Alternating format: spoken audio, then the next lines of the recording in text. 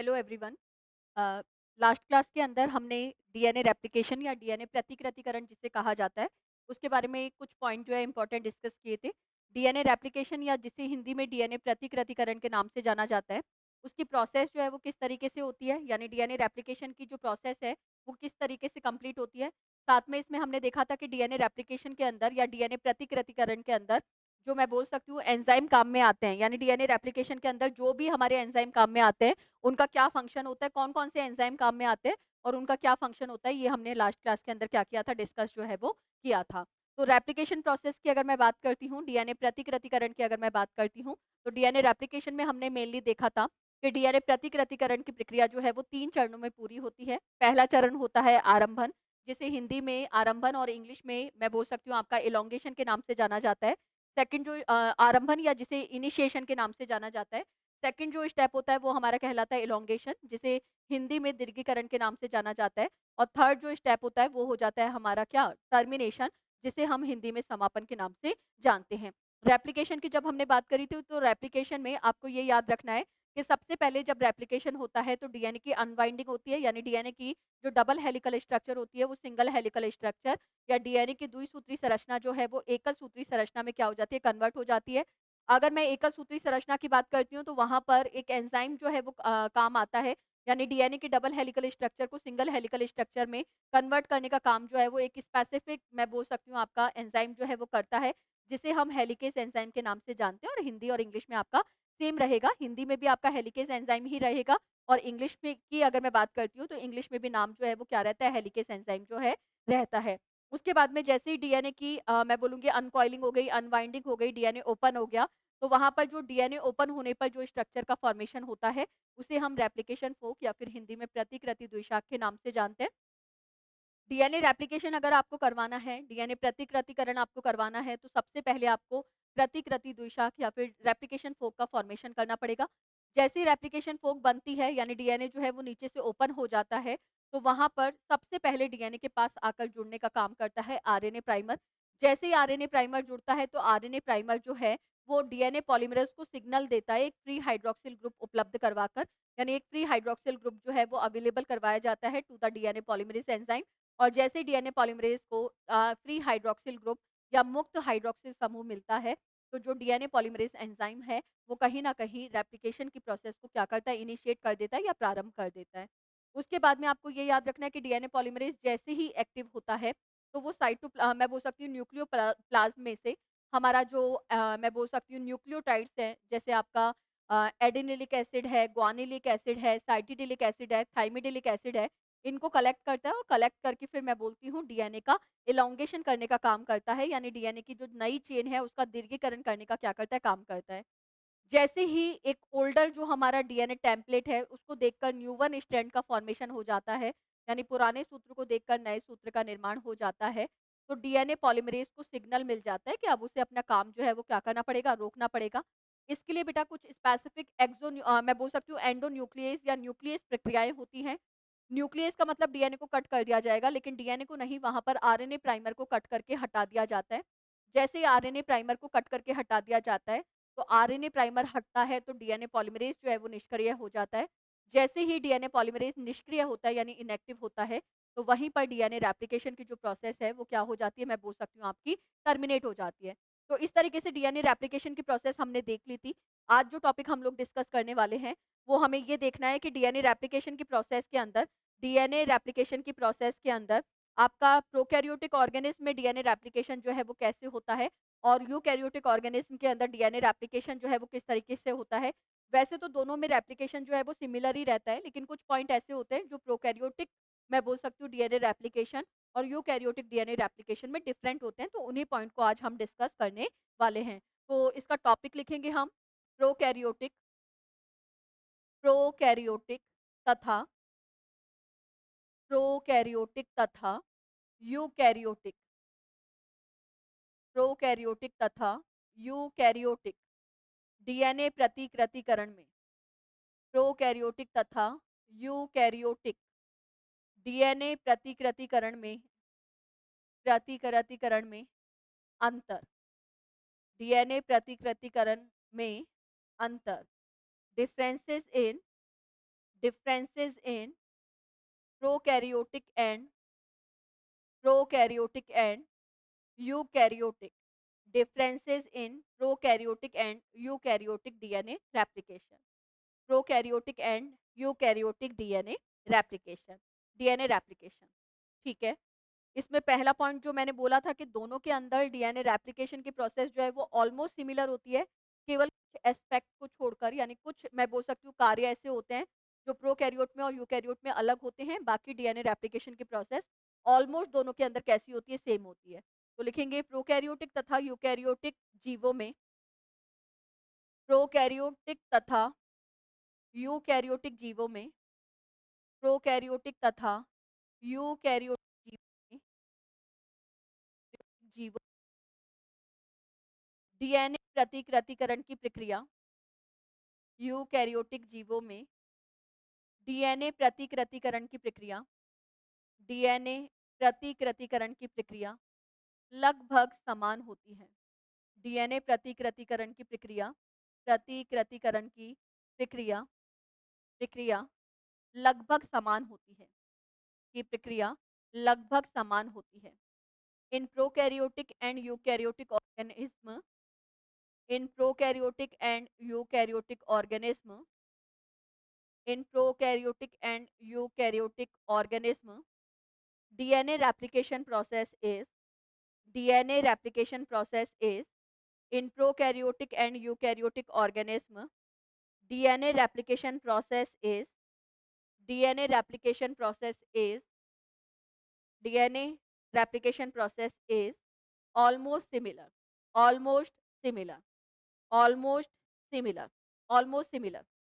ठीक है, अब इसमें सबसे बड़ा अंतर तो ये है, सबसे बड़ा अंतर ये है कि अगर मैं प्रोकैरियोटिक ऑर्गेनिज्म की बात करती हूँ, that if I am talking about the prokaryotic organism, prokaryotic organism DNA मिलता है, मतलब प्रोकैरियोटिक ऑर्गेनिज्म के अंदर एक बात तो हमें बहुत बेसिक पता है कि प्रोकैरियोटिक ऑर्गेनिज्म के अंदर न्यूक्लियस नहीं होता, यानी केंद्रक नहीं होता, और क्योंकि वहाँ पर केंद्रक नहीं होता तो in the form of nucleus वहाँ पर न्यूक्लियोइड होता है, यानी जिसे हिंदी में केंद्रकाभ कहते हैं। प्रोकैरियोटिक कोशिकाओं के पास में केंद्रकाभ होता है जिसे न्यूक्लियोइड के नाम से जानते हैं। और ये जो न्यूक्लियोइड होता है इसका मतलब और कुछ नहीं है, न्यूक्लियोइड का मतलब होता है nucleus without the nuclear membrane, यानी केंद्रक आवरण रहित केंद्रक को केंद्रकाभ कहा जाता है। दूसरी बात ये याद रखनी है कि अगर मैं यूकैरियोटिक ऑर्गेनिज्म की बात करती हूँ, तो उनके पास में सुस्पष्ट जो है केंद्रक पाया जाता है, वेल डिफाइंड न्यूक्लियस जो है वो प्रेजेंट होता है। सेकंड पॉइंट इज दैट कि प्रोकैरियोटिक ऑर्गेनिज्म जो होते हैं इनका डीएनए सर्कुलर होता है, सर्कुलर मतलब चक्रीय होता है, जबकि यूकैरियोटिक ऑर्गेनिज्म के अंदर मैं बोल सकती हूँ डीएनए जो होता है वो कैसा होता है, रेखीय होता है। तो प्रोकैरियोटिक जीवों में, प्रोकैरियोटिक जीवों में, प्रोकैरियोटिक जीवों में चक्रीय डीएनए उपस्थित होता है, प्रोकैरियोटिक जीवों में चक्रीय डीएनए उपस्थित होता है, चक्रीय डीएनए उपस्थित होता है, जबकि चक्रीय डीएनए उपस्थित होता है, जबकि जबकि यूकैरियोटिक जीवों में, जबकि यूकैरियोटिक जीवों में, जबकि यूकैरियोटिक जीवों में, यूकैरियोटिक जीवों में रेखीय डीएनए, यूकैरियोटिक जीवों में रेखीय डीएनए उपस्थित होता है, जीवों में रेखीय डीएनए उपस्थित होता है। इंग्लिश वाले बच्चे नोट करेंगे, इंग्लिश वाले बच्चे नोट करेंगे, रेखीय डीएनए उपस्थित होता है।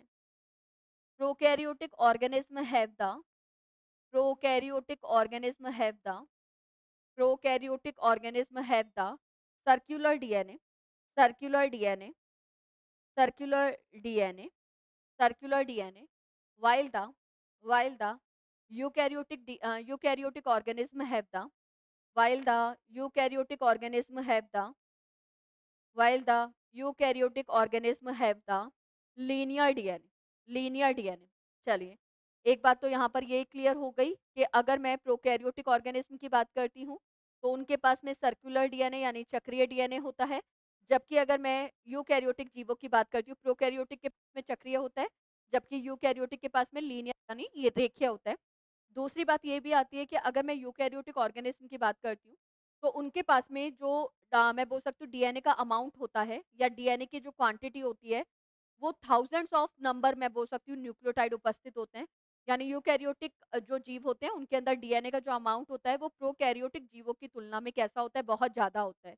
तो अगर मुझे यूकैरियोटिक ऑर्गेनिज्म के अंदर डीएनए रेप्लिकेशन करवाना है, तो एक साथ में रेप्लिकेशन पूरे के पूरे डीएनए में कराना पॉसिबल नहीं होता।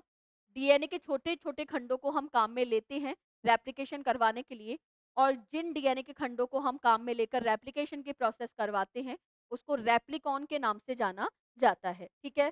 तो सेकंड पॉइंट जो है वो मेंशन करेंगे इसमें।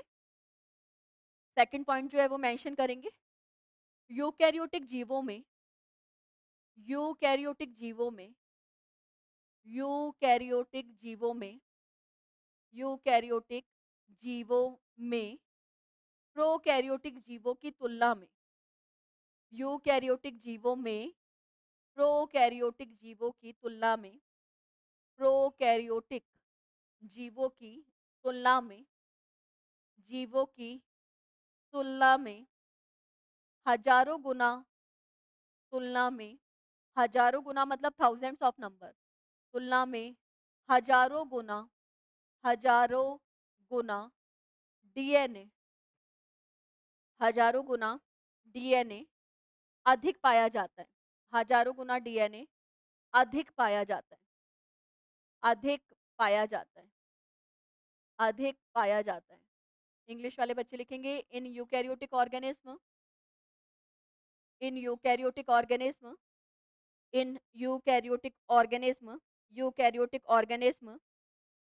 they have a thousand time much DNA. They have a thousand time much DNA. A thousand time much DNA. A thousand time much DNA मतलब हजारों गुना ज़्यादा डीएनए पाया जाता है तो have thousand time much DNA comparative to comparative to comparative to comparative to prokaryotic organism comparative to prokaryotic organism comparative to prokaryotic organism ठीक है यानी अगर आपसे पूछेगा किसके अंदर ज्यादा डीएनए किसके अंदर कम डीएनए तो ऑब्वियसली जो प्रोकैरियोटिक डीएनए होते हैं उनमें जितना भी डीएनए होगा उसका हजार गुना ज्यादा या हजारों गुना ज्यादा डीएनए जो है वो यूकैरियोटिक ऑर्गेनिज्म में पाया जाता है basically I can say that prokaryotic organism में लेस डीएनए होता है कम डीएनए होता है जबकि यूकैरियोटिक ऑर्गेनिज्म के अंदर थाउजेंड टाइम ग्रेट मैं बोल सकती हूँ डीएनए क्वांटिटी जो है वो पाई जाती है ठीक है चलिए नेक्स्ट पॉइंट लिखेंगे नेक्स्ट पॉइंट लिखेंगे नेक्स्ट पॉइंट लिखेंगे डीएनए रेप्लिकेशन में डीएनए रेप्लिकेशन में डीएनए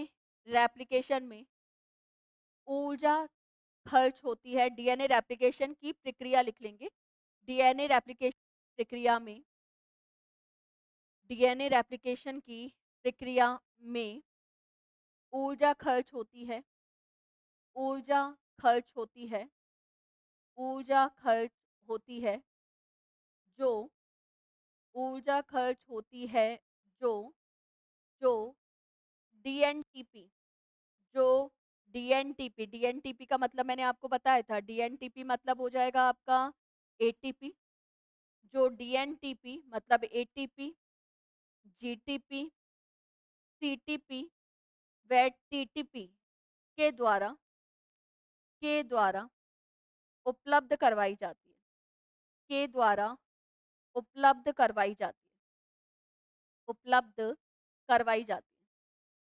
उपलब्ध करवाई जाती है in DNA replication process in DNA replication process in DNA replication process energy is utilized energy is utilized energy is utilized which is which is provided by which is provided by which is provided by DNTP which is provided by DNTP और DNTP के चार type हमने देख लिए एक है ATP दूसरा है GTP तीसरा है आपका CTP और चौथा है आपका TTP ये चार एनर्जी मॉलिक्यूल जो हैं वो डीएनए रेप्लिकेशन की प्रोसेस के अंदर मैं बोल सकती हूँ एनर्जी जो है वो क्या करते हैं अवेलेबल करवाते हैं चलिए नेक्स्ट पॉइंट लिखेंगे क्योंकि हमने देखा कि प्रोकैरियोटिक ऑर्गेनिज्म के अंदर डीएनए का अमाउंट कम होता है जबकि यूकैरियोटिक ऑर्गेनिज्म के अंदर डीएनए का अमाउंट ज़्यादा होता है तो एक पॉइंट अभी-अभी मैंने मेंशन किया था कि क्योंकि डीएनए रेप्लिकेशन की प्रोसेस में अगर प्रोकैरियोटिक ऑर्गेनिज़्म में डीएनए रेप्लिकेशन हो रहा है, तो वहाँ पर डीएनए जो है उसकी मात्रा बहुत ज़्यादा है, जबकि यूकैरियोटिक ऑर्गेनिज़्म के अंदर यूकैरियोटिक में डीएनए की मात्रा जो है वो बहुत ज़्यादा होती है, प्रोकैरियोटिक ऑर्गेनिज़्म में डीएनए की मात्रा जो है वो कम होती है। तो उस सिचुएशन के अंदर करना क्या है हमें कि यूकैरियोटिक ऑर्गेनिज़्म में आप एक साथ में डीएनए रेप्लिकेशन जो है वो नहीं करवा पाते। यानी यूकैरियोटिक ऑर्गेनिज़्म में आप एक साथ पूरे डीएनए का जो है वो रेप्लिकेशन नहीं करवा पाओगे। तो डीएनए रेप्लिकेशन करने के लिए आप डीएनए के छोटे-छोटे फ्रैगमेंट्स को पहले काम में लिया जाता है और डीएनए के ये छोटे-छोटे जो खंड होते हैं इन्हीं को हम रेप्लिकॉन और हिंदी में भी रेप्लिकॉन और इंग्लिश में भी रेप्लिकॉन के नाम से जानते हैं। मतलब यूकैरियोटिक ऑर्गेनिज़्म के अंदर DNA replication process occur in the replicon, जबकि अगर मैं प्रोकैरियोटिक ऑर्गेनिज़्म की बात करूँगी तो वहाँ पर डीएनए रेप्लिकेशन पूरे के पूरे जीनोम में एक साथ हो जाता है। ठीक है? चलिए, तो यूकैरियोटिक जीवों में यूकैरियोटिक जीवों में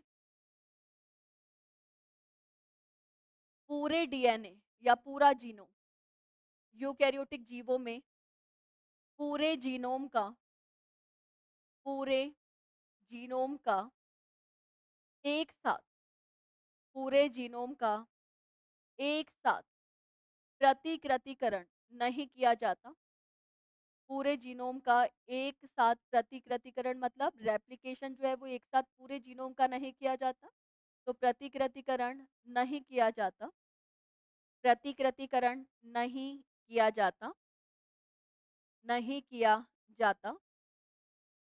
अतः इनमें अतः इनमें अतः इनमें डीएनए प्रतिकृत अतः इनमें जीनोम के डायरेक्टली लिखेंगे। अतः इनमें जीनोम के छोटे-छोटे खंडों का उपयोग जीनोम के छोटे-छोटे खंडों का उपयोग छोटे-छोटे खंडों का उपयोग डीएनए प्रतिकृतिकरण में किया जाता है। छोटे-छोटे खंडों का उपयोग डीएनए रेप्लिकेशन में किया जाता है और ये जो खंड होते हैं इन्हीं को मैंने अभी बताया था आपको रेप्लिकोन के नाम से जाना जाता है। तो छोटे-छोटे खंडों का उपयोग डीएनए रेप्लिकेशन में किया जाता है। ये खंड ये खंड ये खंड रेप्लिकोन कहलाते हैं। ये खंड रेप्लिकॉन कहलाते हैं। ये खंड रेप्लिकॉन कहलाते हैं।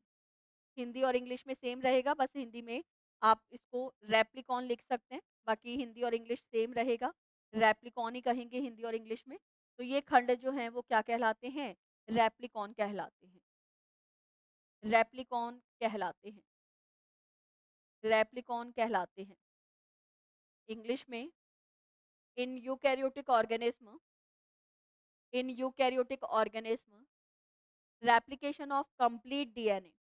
In eukaryotic organism, replication of complete DNA is not possible. In eukaryotic organism, replication of complete DNA is not possible in a single time. Not possible in a single time मतलब पूरे DNA का replication तो होगा but एक बार में नहीं हो सकता. तो is not possible in a single time.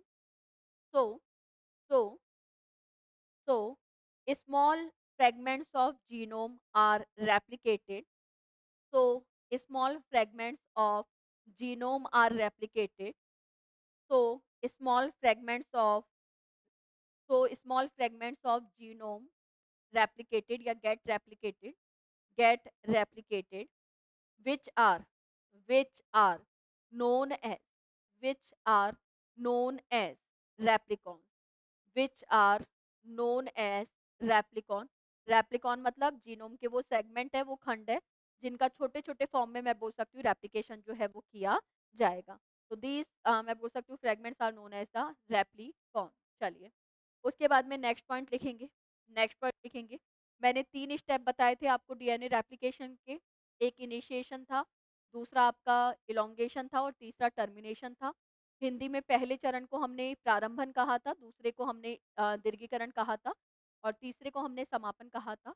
तो अगर मैं इनिशिएशन की बात करती हूँ, तो इनिशिएशन की प्रोसेस जो है, वो यूकेरियोटिक जीवों में तो आसान होती है, यानी यूकेरियोटिक जीवों में तो जो डीएनए रेप्लिकेशन का आरंभन है, वो आसानी से मैं बोल सकती हूँ स्टार्ट हो जाता है, इनिशिएशन ईज़िली स्टार्ट हो जाता है।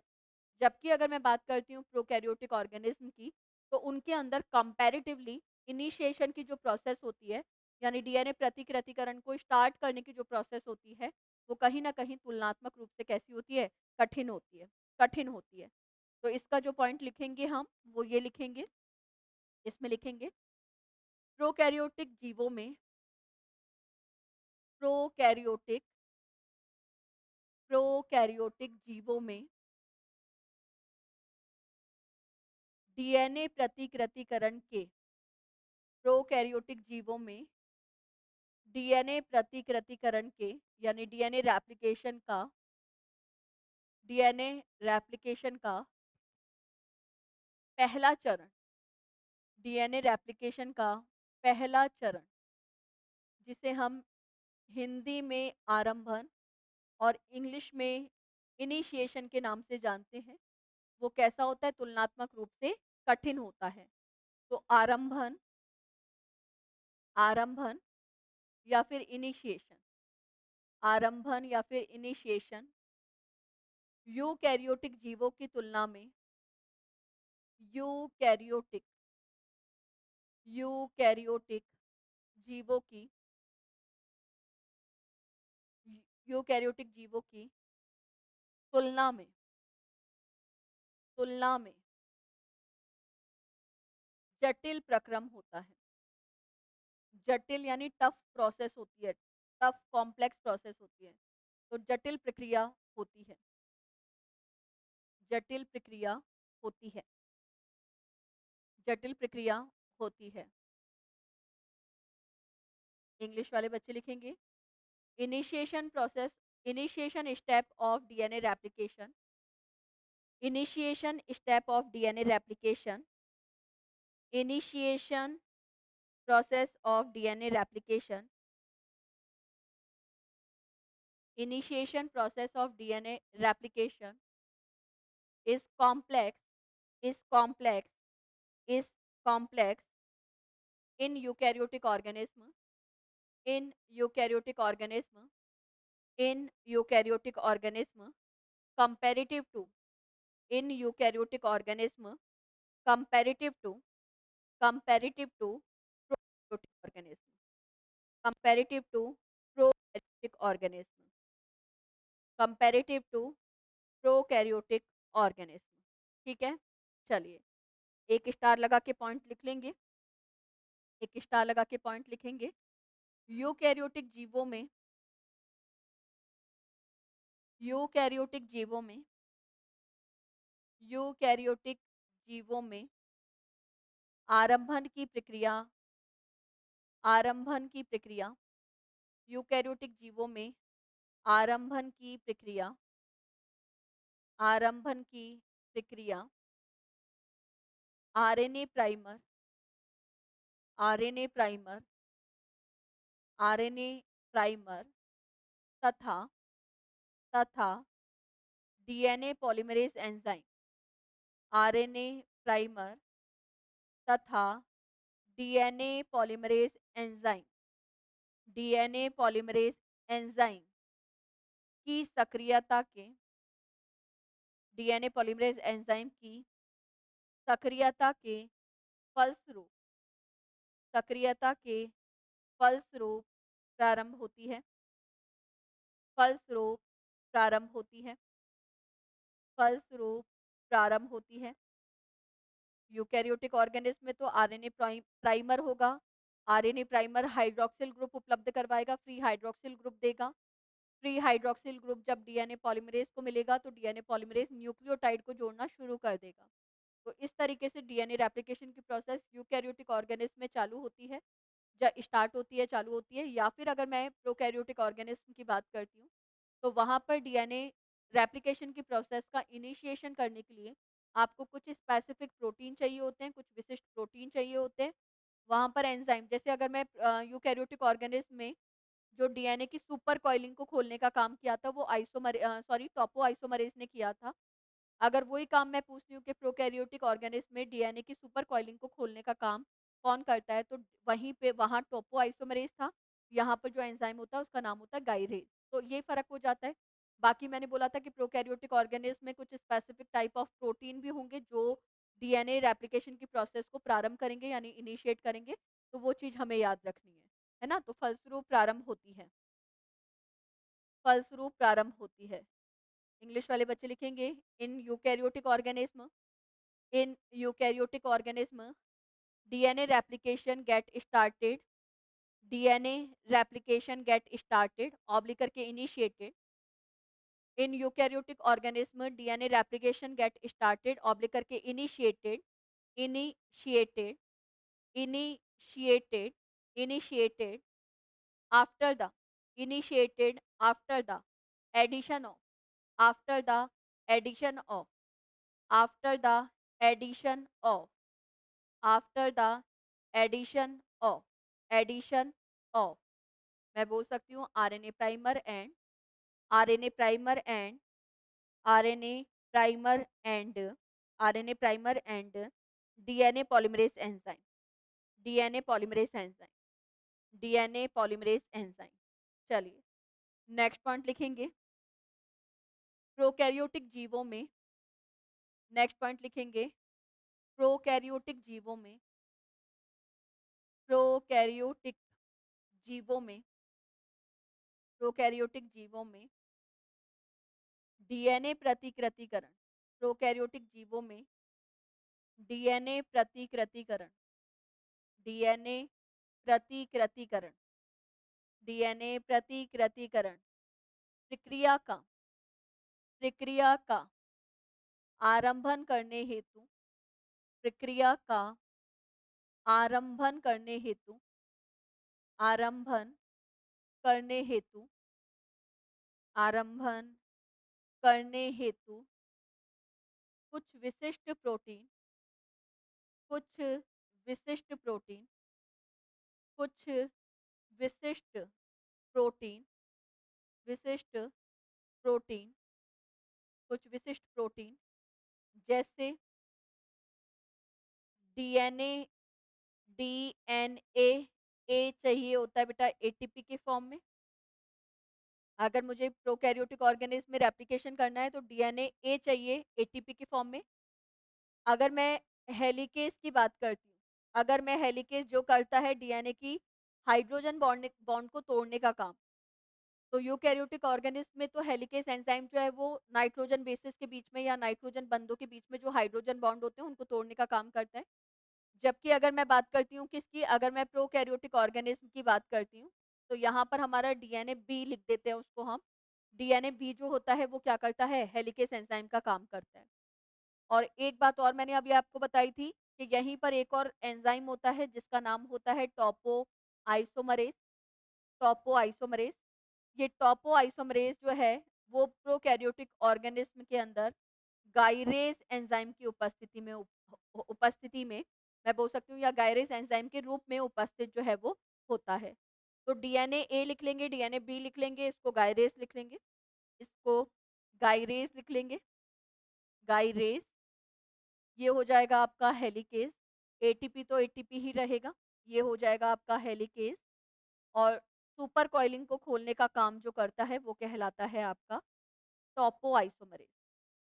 सुपर कॉइलिंग को खोलने का काम जो करता है वो कहलाता है टोपो आइसोमरेज़।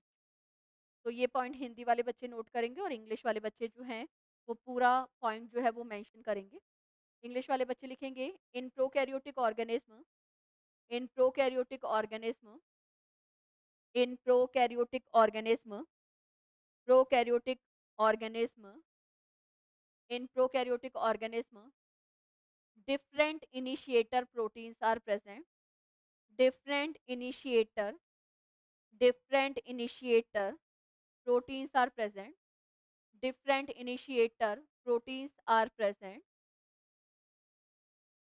due to which, due to which, due to which initiation process get started, due to which initiation process get started. Initiation process get started.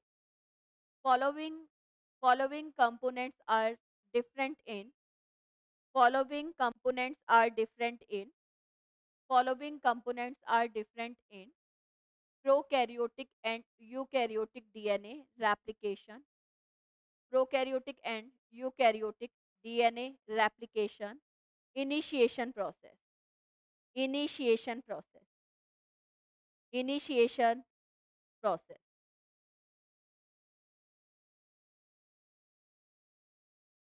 चलिए, नेक्स्ट पॉइंट याद रखेंगे। नेक्स्ट पॉइंट याद रखेंगे। प्रोकैरियोटिक ऑर्गेनिज्म के अंदर नेक्स्ट जो point है वो यहीं पे मेंशन कर देते हैं और देखते हैं क्या बोल रहा है नेक्स्ट पॉइंट।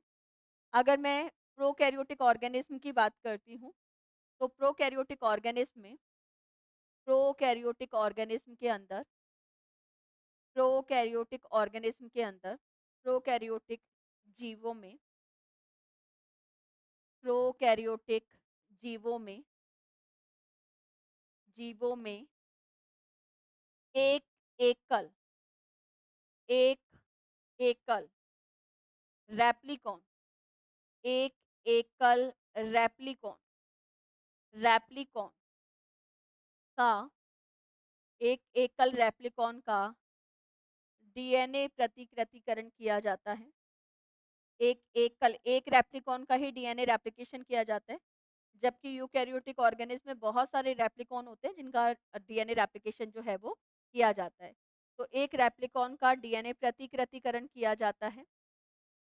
एक रेप्लिकॉन का डीएनए प्रतिकृतिकरण किया जाता है, जबकि जबकि यूकैरियोटिक जीवों में जबकि यूकैरियोटिक जीवों में जबकि यूकैरियोटिक जीवों में एक साथ जबकि यूकैरियोटिक जीवों में एक साथ बहुत सारे एक साथ एक साथ बहुत सारे एक साथ बहुत से रेप्लिकॉन बहुत से रेप्लिकॉन या फिर जिसे हम ओरिजिन ऑफ मैं बोल सकती हूँ रेप्लिकेशन भी कहेंगे।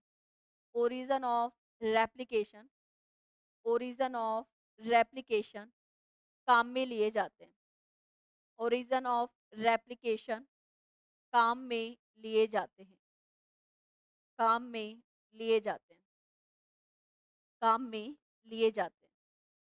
ठीक है, इंग्लिश वाले बच्चे नोट करेंगे। इंग्लिश वाले बच्चे जो है वो नोट करेंगे। इन prokaryotic organism in prokaryotic organism in prokaryotic organism a single replicon is a single replicon is in prokaryotic organism prokaryotic organism in prokaryotic organism single single single replicon is replicated once single replicon replicated once single replicon replicated once while in while in eukaryotic organism while in eukaryotic organism while in eukaryotic organism more number of replicons more number of replicons more number of replicons get replicated more number of replicons get replicated get replicated get replicated। ठीक है, चलो उसके अलावा क्या point याद रखना है? उसके अलावा आपको ये याद रखना है, उसके अलावा अगर मैं बेसिकली एंजाइम्स की बात करती हूँ, तो वो भी आपको याद रखना है कि प्रोकैरियोटिक ऑर्गेनिज्म और यूकैरियोटिक ऑर्गेनिज्म के अंदर जो डीएनए रेप्लिकेशन के एंजाइम्स होते हैं वो अलग होते हैं। ठीक है, वो अलग होते हैं।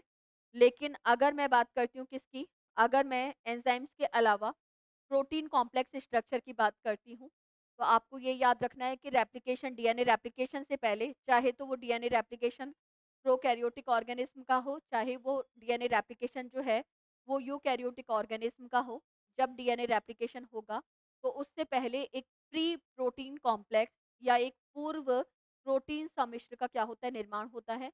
जब ये पूर्व प्रोटीन सम्मिश्र बन जाएगा, तो डीएनए रेप्लिकेशन की प्रोसेस जो है वो क्या हो जाएगी, स्टार्ट हो जाएगी।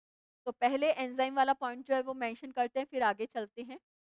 प्रोकैरियोटिक तथा यूकैरियोटिक दोनों, प्रोकैरियोटिक प्रोकैरियोटिक तथा प्रोकैरियोटिक तथा यूकैरियोटिक, प्रोकैरियोटिक तथा यूकैरियोटिक दोनों जीवों के, प्रोकैरियोटिक तथा यूकैरियोटिक, यूकैरियोटिक दोनों जीवों में, दोनों जीवों में डीएनए प्रतिकृतिकरण में, दोनों जीवों में डीएनए प्रतिकृतिकरण में, डीएनए प्रतिकृतिकरण में काम आने वाले, डीएनए प्रतिकृतिकरण में काम आने वाले एंजाइम, काम आने वाले एंजाइम अलग-अलग होते हैं। काम आने वाले एंजाइम अलग-अलग होते हैं। अलग-अलग होते हैं। In DNA replication, in different DNA replication, in DNA replication different enzymes participate in, different enzymes participate in, different enzymes participate in, different enzymes participate in DNA replication of prokaryotic organism, DNA replication of prokaryotic organism, DNA replication of prokaryotic organism, and DNA replication of, DNA replication of prokaryotic organism, and DNA replication of eukaryotic organism, DNA replication of eukaryotic organism. चलिए, next point ये याद रखना है कि अगर मैं prokaryotic organism की बात करती हूँ, तो एक सेल साइकिल में जो प्रोकैरियोटिक ऑर्गेनिज्म के डीएनए रेप्लिकेशन की इनिशिएशन की प्रोसेस होती है, वो एक सेल साइकिल में, प्रोकैरियोटिक में तो बहुत बार इनिशिएशन होता है, जबकि यूकैरियोटिक ऑर्गेनिज्म के अंदर पूरे एक सेल साइकिल के अंदर, मतलब आपको डीएनए रेप्लिकेशन करना है तो पूरे एक सेल साइकिल के अंदर डीएनए इनिशिएशन की प्रोसेस जो है वो केवल सिंगल टाइम होती है, यानी केवल एक बार होती है।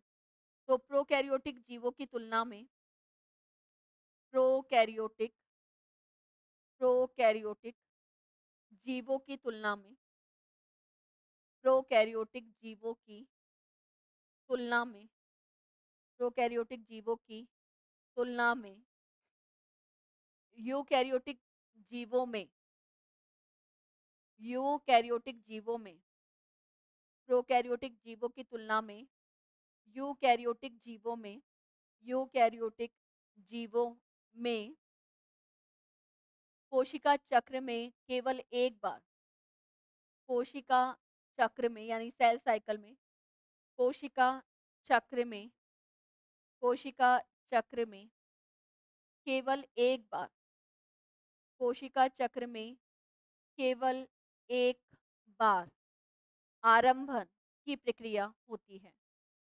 एक बार आरंभन की प्रक्रिया होती है, जबकि प्रोकैरियोटिक ऑर्गेनिज्म में बार-बार होगी, यूकैरियोटिक ऑर्गेनिज्म में केवल एक बार होगी। तो आरंभन की प्रक्रिया केवल एक बार होती है। आरंभन की प्रक्रिया केवल एक बार होती है, एक बार होती है। कंपैरेटिव टू, तुलनात्मक रूप से प्रोकैरियोट में ज़्यादा होती है और यूकैरियोट में केवल आरंभन एक ही बार होता है।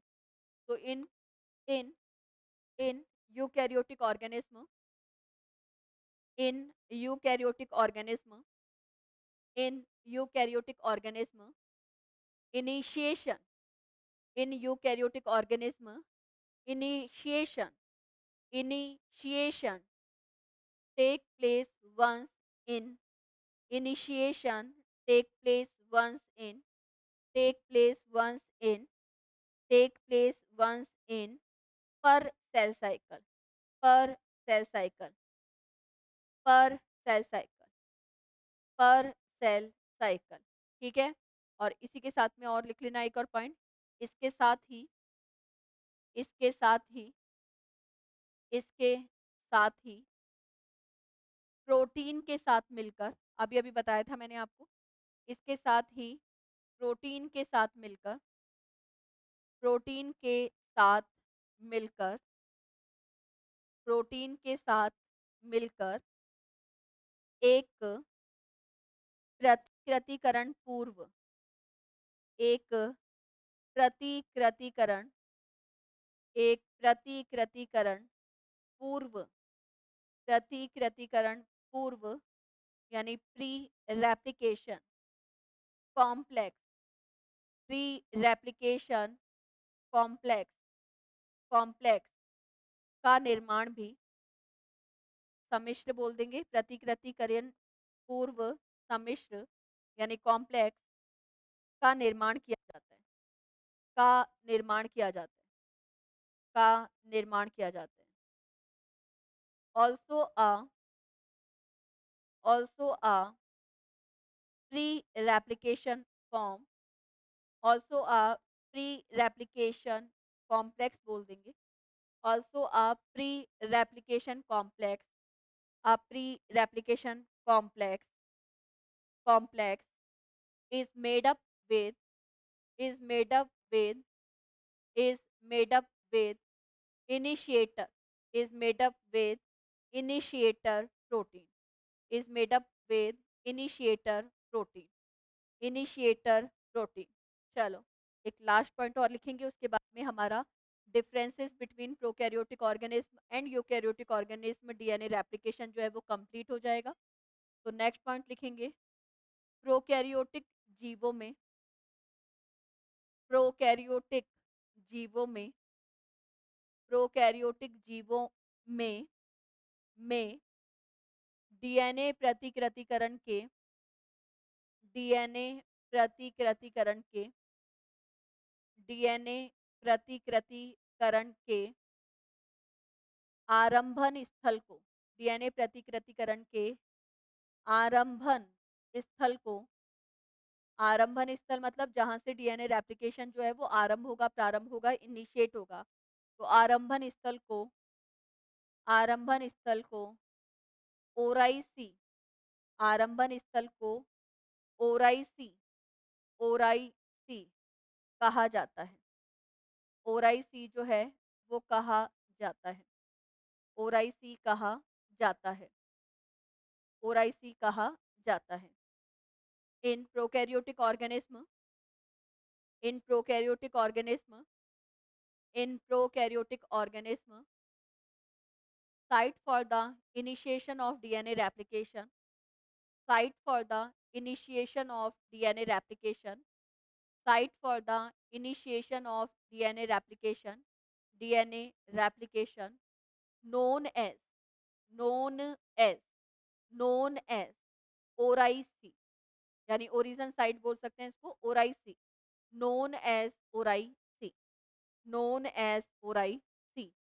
और इसी के साथ में हमारी जो मॉलिक्यूलर बायोलॉजी यानी आणविक जैविकी है, उसकी पहली यूनिट का लगभग आधा भाग जो है हमने पढ़ लिया, जिसमें हमें डीएनए रेप्लिकेशन या डीएनए प्रतिकृतिकरण पढ़ना था, डीएनए प्रतिकृतिकरण के क्या क्या एंजाइम होते हैं, डीएनए रेप्लिकेशन की प्रोसेस क्या होती है, डीएनए जो रेप्लिकेशन की प्रोसेस है उसके स्टेप्स क्या होते हैं, इनिशिएशन देखा, इलोंगेशन देखा, टर्मिनेशन देखा, रेप्लिकेशन फोक का फॉर्मेशन देखा, लीडिंग और लैगिंग स्ट्रैंड देखे जिसको हमने सतत सूत्र और असतत सूत्र कहा था।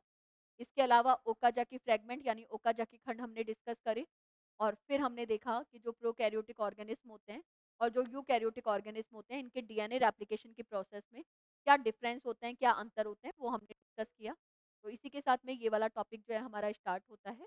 नेक्स्ट टॉपिक जो है वो हम नेक्स्ट क्लास के अंदर स्टार्ट करेंगे। Thank you.